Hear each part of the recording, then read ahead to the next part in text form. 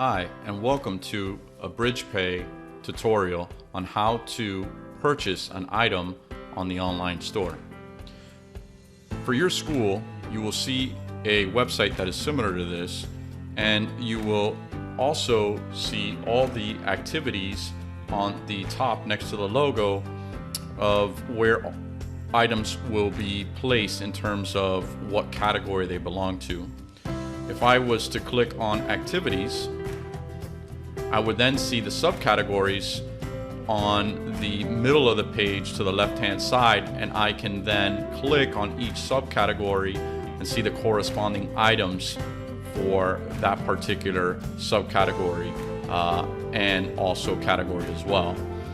Once I am ready to purchase an item, what I need to do is click on the view item, and here there would be a description of what the item is. So you would see an item title, the picture, generally speaking, of the item. Sometimes an item will have questions that are associated with it, as well as some other information that may be relevant to your purchase. In this case, since it's a shirt, there are sizes that you can select from, the quantity, how much you would like to purchase at one time. So I'm going to say 2, and then the amount. And if I hit add to cart, this actually places my item in the shopping cart ready for me to check out whenever I'm done shopping. In order for me to look at my cart and check out, I click on the shopping cart button on the top right. And here, this grid shows me everything that is in my shopping cart at the moment. If I wanted to remove an item, I would hit this remove button, and this would remove the item from the shopping cart. Here, there is the convenience fee of what the transaction fee will be, or will be placed on the total amount.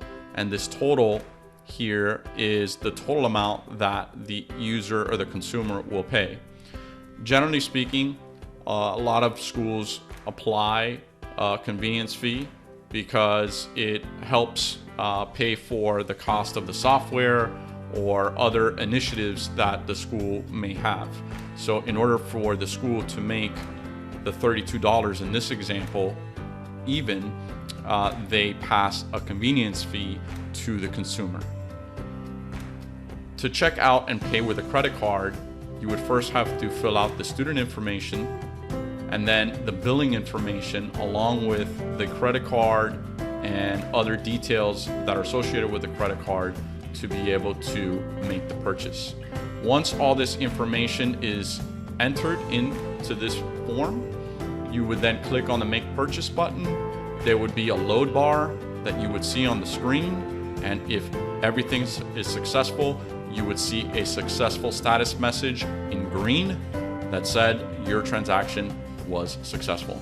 Thank you, and if you have any other questions, please feel free to call the number on this form at the bottom here for any further questions.